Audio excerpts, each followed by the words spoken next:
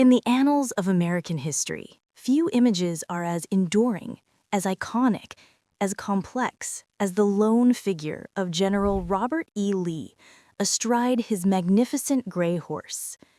This horse became more than a mount. It became an extension of the man, a silent partner through the bloodiest conflict on American soil. It carried not just a general, but the hopes, the burdens, and the very spirit of a cause destined for defeat. Its name was Traveler. For 4 brutal years, through triumph and devastating loss, through the thunder of artillery and the screams of charging men, Traveler was there. He carried the weight of command, the miles of relentless campaigning, and the immense psychological toll of war, always with a steady gaze and an unbroken spirit. But what was the true story of this remarkable animal? Where did he come from, this horse who would stand by a legend? And how did a simple farm horse from West Virginia become inextricably linked to the very identity of the Confederacy? Our story begins far from the roar of battle, in the tranquil, rolling hills of what was then Greenbrier County, Virginia, now West Virginia. In 1857, a young colt was foaled, destined for greatness, though no one could have known it. Traveler was a purebred American saddlebred, a breed developed for its comfortable gaits, intelligence, and stamina, making it ideal for the long rides of Southern planters and cavalry. His sire was a stallion named Gray Eagle, and his dam was a mare named Fleabit. From an early age, the colt showed the defining characteristics that would later make him famous: a striking dappled gray coat, a compact but powerful build, and an innate energy. He was originally named Jeff Davis, a common tribute to Jefferson Davis, who would later become the president of the Confederacy. The young horse, known for his smooth trot and tireless energy, was sold as a 2-year-old to Major Thomas L. Brown from Kanawha County. Brown recognized the colt's exceptional qualities, especially his ability to maintain a steady, comfortable pace over long distances, a hallmark of the saddlebred. It was in Brown's care that the horse matured, proving his worth as a reliable and intelligent mount for the rugged terrain of the Blue Ridge. When the American Civil War erupted in 1861, horses became vital assets. Every officer, every cavalryman needed a reliable mount. Brown, now serving in the Confederate Army, eventually sold the horse, then known as Greenbrier, to Captain Joseph N. W. Gordon of the 3rd Virginia Cavalry. Captain Gordon immediately recognized Greenbrier's superior qualities. He described the horse as a handsome gray of about 16 hands, with a short back, deep chest, rounded barrel, clean legs, fine head, and proud arching neck. Crucially, Gordon noted the horse's fine road gait, its ability to travel great distances without tiring, and its courage. Greenbrier became Gordon's loyal mount, carrying him through the early skirmishes of the war in what would become West Virginia. He saw action at the Battle of Cheat Mountain and other engagements, gaining valuable experience under fire. It was during these early campaigns that General Robert E. Lee, then a relatively unknown figure trying to salvage Confederate efforts in Western Virginia, would first encounter the exceptional gray horse. Lee, a meticulous horseman himself, was always on the lookout for a suitable mount. His current horse, a mare named Lucy Long, was proving too slow and prone to stumbling. He needed a horse as resilient and dependable as the cause he now led. The year is 1861. The Civil War was still in its early, chaotic stages. Robert E. Lee, though already a figure of immense respect, was enduring a frustrating campaign in Western Virginia. His initial attempts to command met with setbacks, leading to his temporary reassignment. But in his frustration, he found his destiny in the form of a horse. General Lee was, by all accounts, a superb horseman. He understood that a general's horse was more than transportation. It was a mobile command post, a target, and a vital lifeline. It needed to be calm, tireless, and comfortable to ride for 12 hours a day. Lee's current string of horses was proving inadequate. One notable mount, a sturdy mare named Lucy Long, was too slow for the general's rapid inspections and deployments. Another, an ill-tempered horse, had even thrown him. Lee required a horse that matched his own temperament, controlled, resilient, and utterly dependable. In the fall of 1861, near Big Sewell Mountain, Lee was inspecting the troops of the 3rd Virginia Cavalry when he noticed Captain Joseph Gordon's handsome gray mount, Greenbrier. The horse immediately captured Lee's attention. He spent time examining the fine lines, noting the compact build, the clean legs, and the intelligent, calm eye. Lee, ever the meticulous observer, had Gordon ride the horse so he could assess its famed fine road gait. He was instantly impressed by Greenbrier's gait, smooth and easy, a gait that would conserve a rider's energy over the brutal, endless miles of a war campaign. He admired the horse's ability to stand quietly amidst the bustle of the camp and its evident soundness. Lee recognized that this was the horse he needed, one that was not merely fast, but possessed endurance and nerve. Lee immediately began negotiations to acquire the horse. After some back and forth, he purchased the horse for the sum of $200 in the early spring of 1862. But Lee didn't buy the horse for his physical qualities alone. He bought the horse for his traveling ability. Lee was constantly on the move, covering vast distances between headquarters and the front lines. Lee himself decided to change the horse's name from Greenbrier to a name that better suited its destiny, Traveler. The name was prophetic. From that moment on, Traveler was not a horse on loan or a temporary charger.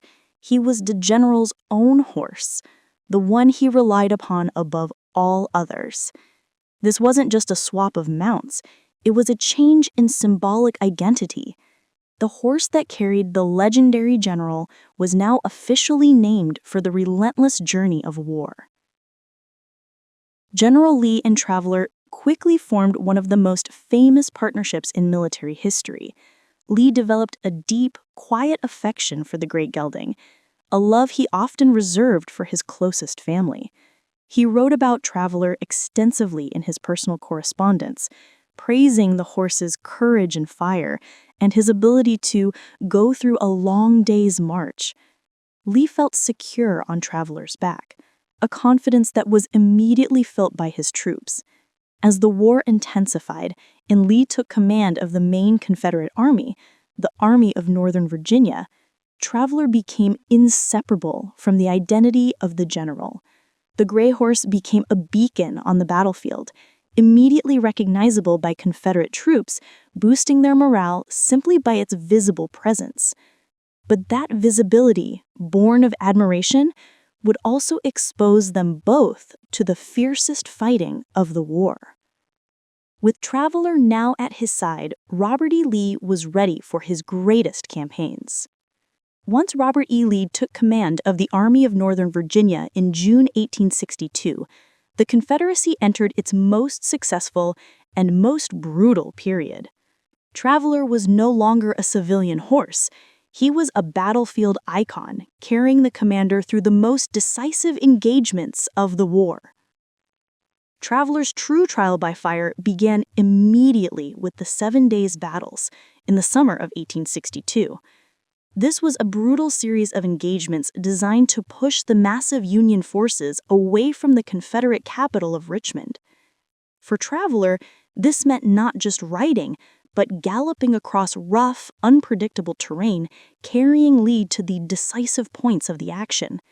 The intense heat, the near constant movement, and the crushing pressure of directing thousands of troops confirmed Traveler's essential quality: stamina. Unlike many officers' horses that would founder or tire rapidly, Traveler maintained his strength. He proved he could cover the miles, carry his rider to the edge of the conflict, and stand steady as Lee issued orders under duress. The horse was performing the duty of a superior staff officer, always present, always reliable, never demanding relief. In September 1862, Traveler carried Lee into the Battle of Antietam, Sharpsburg, the bloodiest single day in American military history. The fighting was concentrated in Savage. It was here that Traveler proved his unflappable nerve. As shells exploded and musketry ripped through the air, Lee was often exposed, riding to rally troops or check his depleted lines. A frightened or fractious horse would have bolted, potentially killing or capturing the general. But Traveler stood firm, exhibiting the characteristic composure noted by Lee himself. The general knew he could trust his horse to remain calm, allowing Lee to focus entirely on the impossible tactical decisions demanded by the catastrophic day. For the Confederate soldiers, the sight of the general on his noble gray horse, seemingly untouched by the chaos, became a crucial source of inspiration. Traveler was a silent symbol of resistance, a sign that their commander was present and in control. The climax of the partnership and the turning point of the war came in July 1863 at the Battle of Gettysburg. Traveler carried Lee through the 3 punishing days of the battle, from the high hopes of the initial Confederate advantage to the crushing defeat of Pickett's charge. Lee was on Traveler when he watched the catastrophic failure of the assault on the final day. In one of the most famous incidents of the war, as the broken remnants of Pickett's charge streamed back, Lee rode Traveler forward to meet them, encouraging his defeated soldiers and taking the blame for the failure onto himself. Traveler was exposed to intense fire, carrying Lee directly toward the demoralized troops. At this moment, many officers feared the general might intentionally ride into the fire to seek death, but Traveler, reflecting his master's quiet dignity, maintained a steady presence as Lee offered his famous words of solace to his shattered army. The long, agonizing retreat back to Virginia was a testament to Traveler's physical constitution, carrying the defeated general and the collective exhaustion of the entire army. The horse was sound even when the army was broken. Gettysburg marked a shift. From that day on, Traveler and Lee were engaged in a war of attrition, facing relentless pressure and continuous hardships. After the high watermark of Gettysburg, the nature of the Civil War changed. The Confederacy was now fighting a defensive war of attrition against the relentless industrial might of the Union. For Traveler and Lee, the period from 1864 to 1865 was not one of dramatic charges, but of constant, soul-crushing movement in scarcity. The campaigns led by Union General Ulysses S. Grant, the Wilderness, Spotsylvania, and Cold Harbor, were not battles so much as continuous, prolonged contact. The general and his horse were rarely far from the front lines, meaning Traveler faced daily exposure to fire and the constant strain of moving through dense, shell-torn terrain. This constant movement exacerbated the physical burden on the horse. Traveler carried not just the Duke of Wellington had been a slight man, but a general who weighed around 170 pounds, plus the weight of his saddle, saber, heavy cloak, and gear.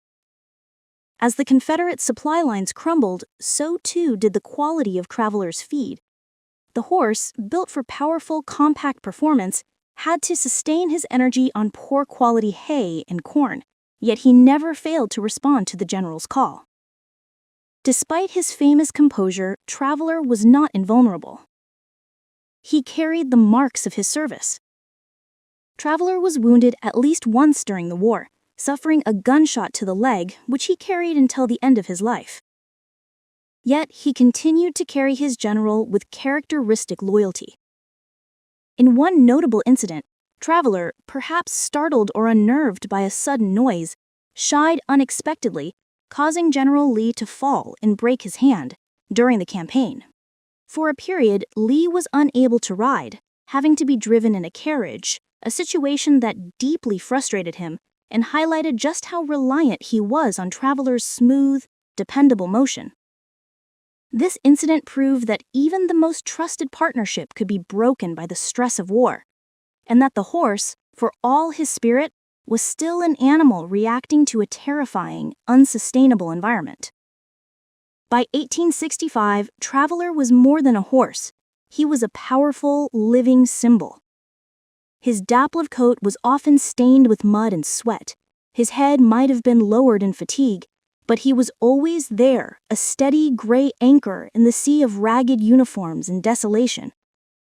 To the Confederate troops, seeing the iconic pair, the dignified, aging general on his resilient gray horse, was a powerful affirmation that their cause, however bleak, was not yet lost.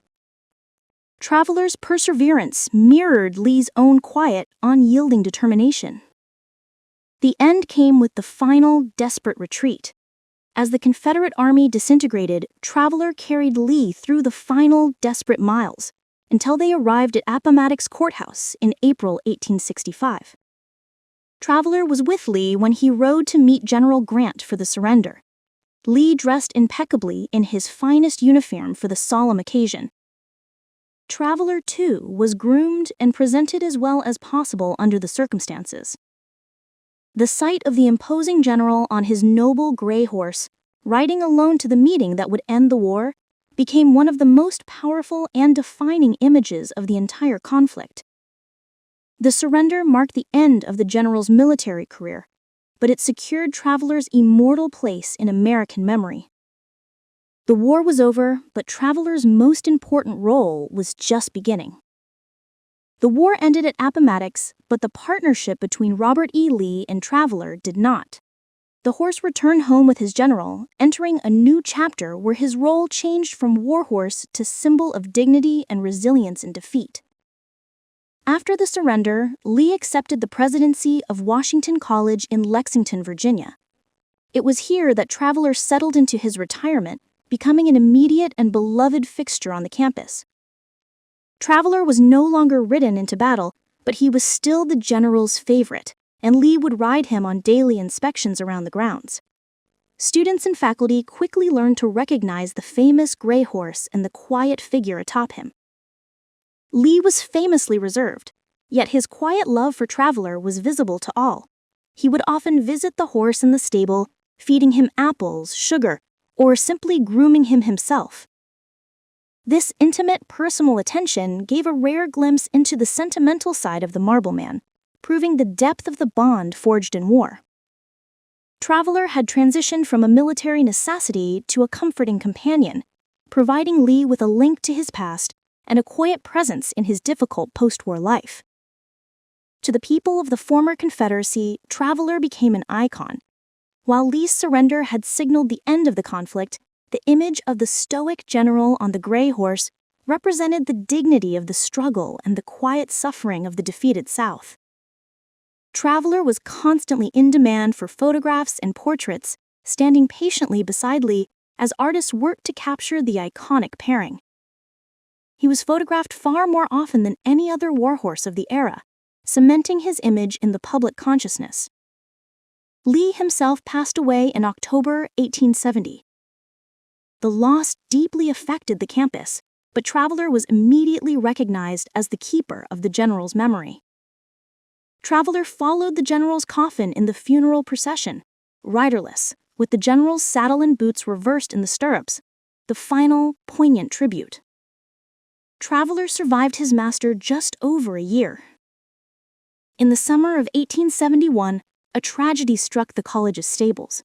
Traveler contracted tetanus, likely from an infected scratch or wound. Despite the best efforts of the college veterinarian, the debilitating illness could not be cured. Traveler passed away in his prime retirement just 4 years after the war, at the age of 16. The community mourned the horse as they had mourned the general. He was buried on the campus grounds. However, the story takes a slightly macabre turn, reflecting the Victorian obsession with relics.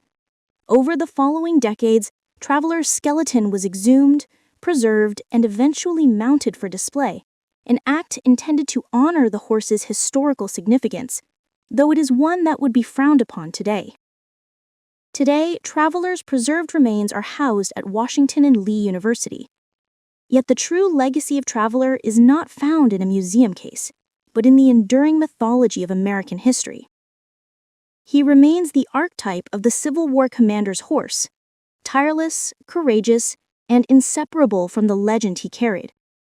Traveler was the perfect horse for Robert E. Lee, a quiet reflection of the general's own profound sense of duty and his immense, though ultimately defeated, power.